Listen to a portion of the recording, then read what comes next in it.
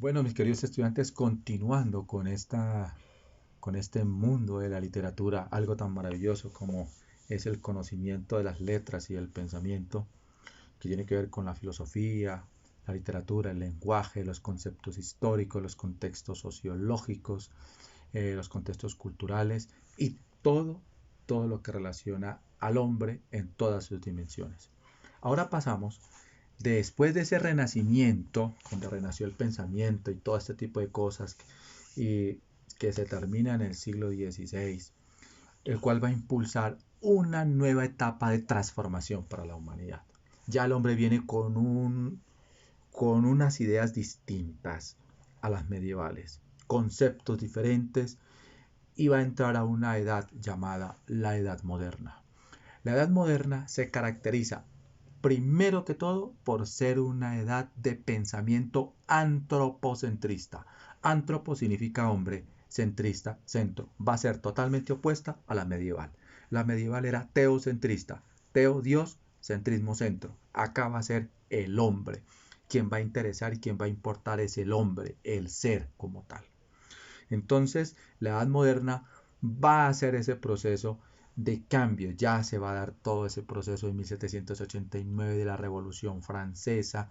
Comienza las constituciones, comienzan las repúblicas europeas, surgimiento de Napoleón en Europa, las guerras napoleónicas por la consolidación de los países europeos, etcétera, etcétera.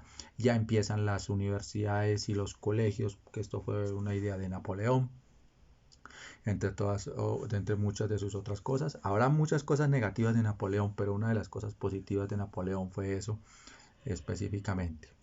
Entonces ya comienzan la consolidación y empieza ese romanticismo. Pero el romanticismo no amoroso, como nosotros lo concebimos, un romanticismo de amor, no, sino un romanticismo con las ideas de libertad, con unas ideas liberales de transformación, de cambio.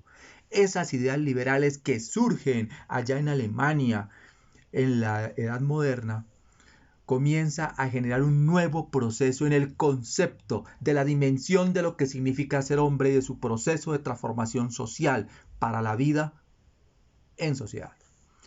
Pero es la literatura quien con sus obras va a generar todo este proceso.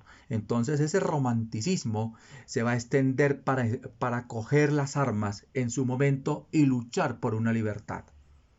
Y cuando está todo este pensamiento filosófico en Europa, y Europa ya ha dado paso a la construcción de sus naciones europeas, con sus constituciones y con todo ese avance, llegan de América hombres como George Washington, como Simón Bolívar, como San Martín.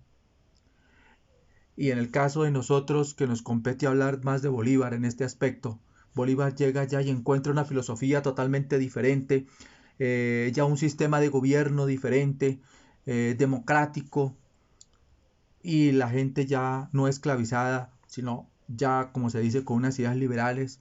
Entonces Bolívar asiste a la coronación, es invitado por Napoleón a la coronación como rey de Francia, Napoleón.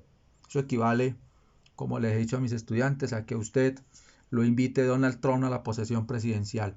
Simón Bolívar era un hombre rico, criollo, hijo de español, nacido en América, con grandes extensiones de terreno. Pero la idea de Bolívar no era independizar, sino ser un granjero, un finquero como tal, pero se le muere su esposa y regresa decepcionado a Europa, y ahí es donde encuentra la filosofía, se une a la masonería y toda esta cantidad de cosas, y va a generar un proceso de cambio y va a querer ser el Napoleón de las Américas. Por eso, si usted es muy observador, mire que Napoleón lleva el sombrero atravesado y Simón Bolívar lo lleva así, porque Bolívar quiso ser el Napoleón de las Américas y lo cumplió, era su deseo, lo hizo, y por eso juró en el Monte Sacro: juro por el Dios de mis padres, juro por mi honor y juro por la patria, que no daré descanso a mi brazo ni reposo a mi alma hasta que haya roto las cadenas que nos oprimen por parte del imperio español. Este es el romanticismo, pero es un romanticismo libertario que llega acá a América. Entonces se van a dar las guerras de independencia. Ya se había dado Allá en el norte con George Washington, que también era masón, la independencia de Estados Unidos de Inglaterra. Entonces va a generar un proceso. Y acá Bolívar, en lo que es Colombia, Venezuela, Ecuador, Perú, Bolivia y lo que hoy en día es Panamá. Y en el sur del continente con el general San Martín, que también era criollo, hijo de español nacido en América. Entonces esas ideas liberales, las primeras fueron esas ideas de libertad. Y ese es el romanticismo libertario. Y esas son las primeras ideas del romanticismo. Y si nos vamos a América, pues acá es la cuna del romanticismo también, con su obra La María, pero eso fue después. Fue después para ocultar todos los desastres del romanticismo libertario, sale la obra María, como una de las obras más importantes del romanticismo, para poder tapar todo lo que con ese desastre, porque imagínense, América después de una posguerra, pues estaba llevada, una ingobernabilidad tremenda, un caos. Entonces, ese romanticismo trajo todo ese producto, porque pues fueron grupos guerrilleros que llamamos hoy en día, porque la única fuerza legal y constitucional de la época, a pesar de que no había constitución en ese entonces, pero para que ustedes me entiendan que la única fuerza legal militar en esa época era el ejército del rey. Y pues ellos van a utilizar un ejército irregular. Y un ejército irregular es una guerrilla, en nuestras palabras actuales para que ustedes me entiendan. Entonces Bolívar fue guerrillero, lo mismo fue George Washington y lo mismo fue San Martín.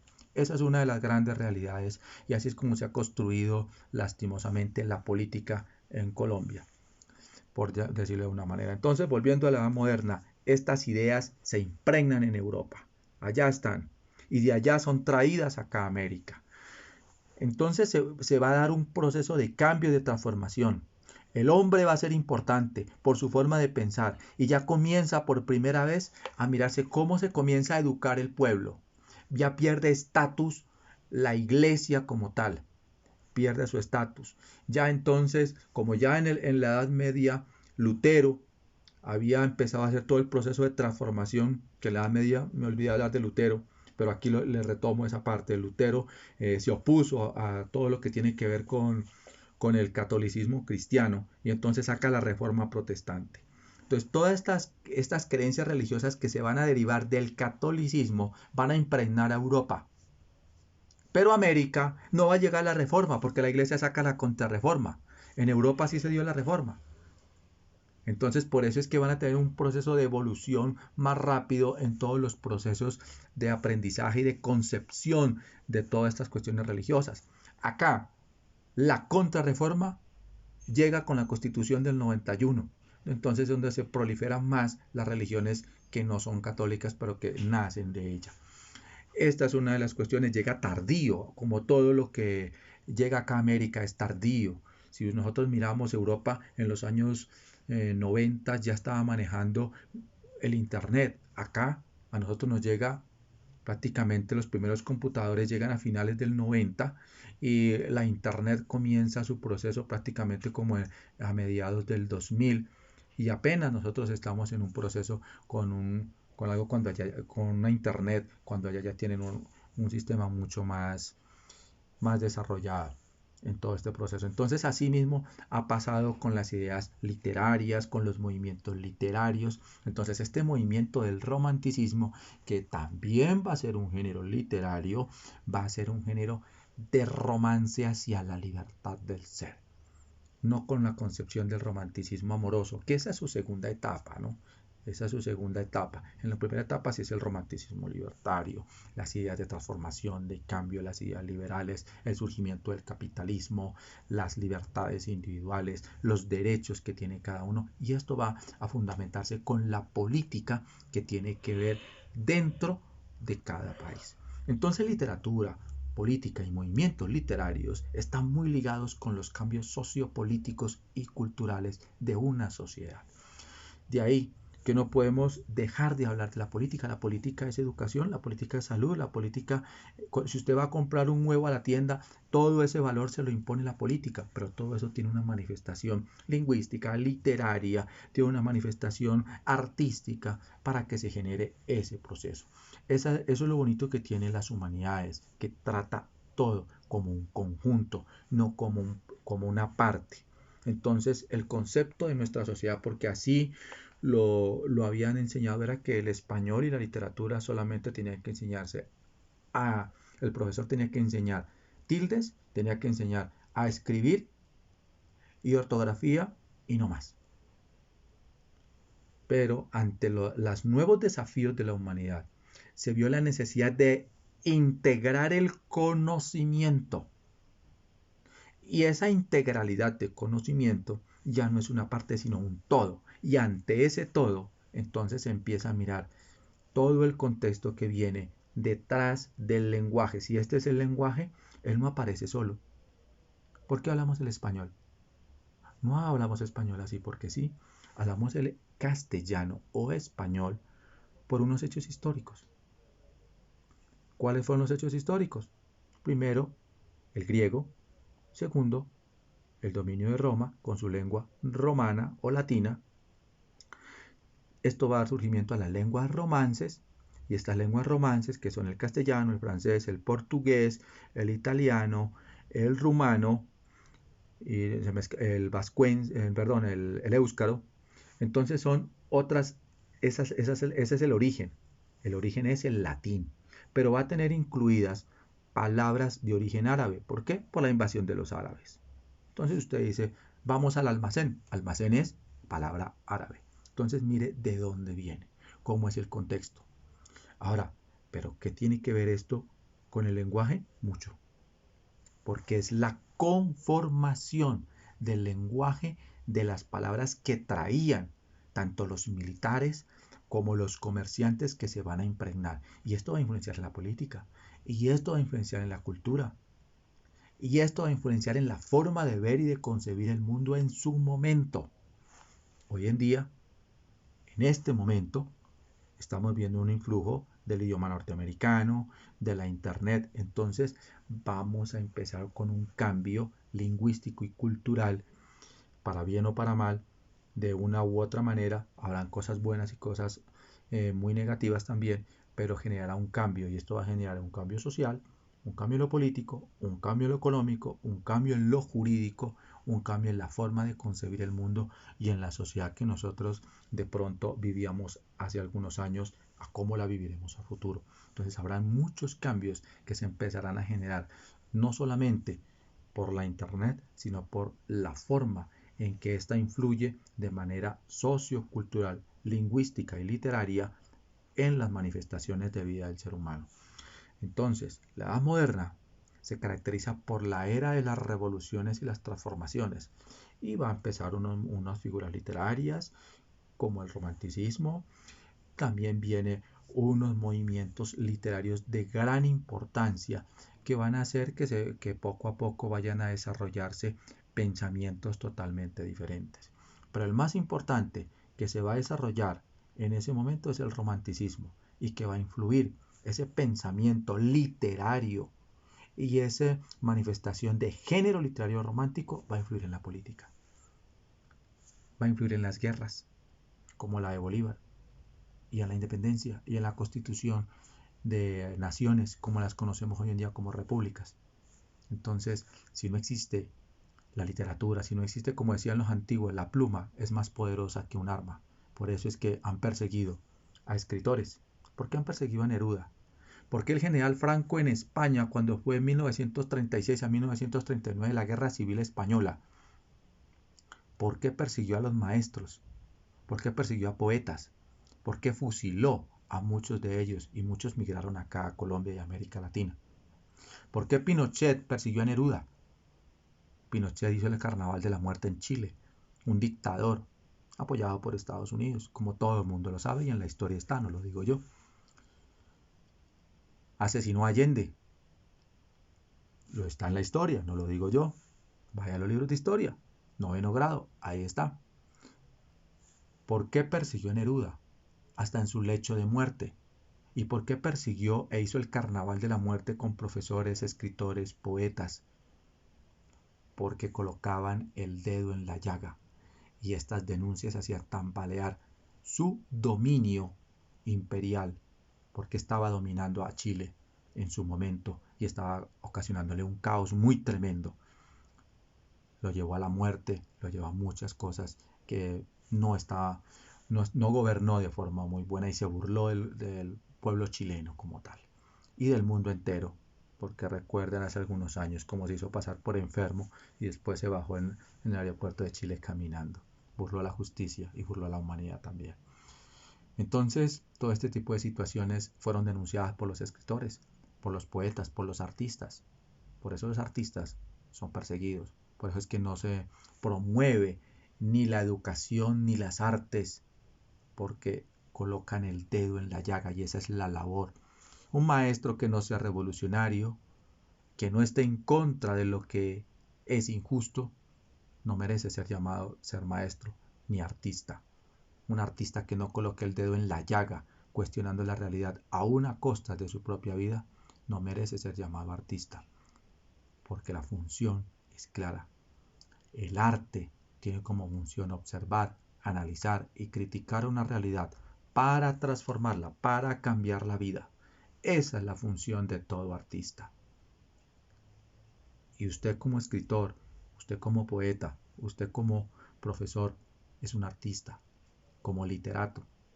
Y su función es esa. Su función no es callarse, su función es hablar. No importa si lo matan, pero tiene que transformar. Cuando se asesinan a los hombres, se robustecen las ideas. Mataron a Jesús, pero no mataron su ideal. Mataron a Sócrates, pero no mataron su ideal. Y así la humanidad tiene que seguir transformándose, lastimosamente.